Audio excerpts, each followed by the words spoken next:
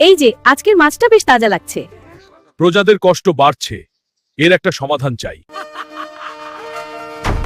গোপাল, তুই এখানে কি করছিস? এমনি আপনাকে দেখতে এলাম। মহারাজ, আমি এসেছি আপনার মনে।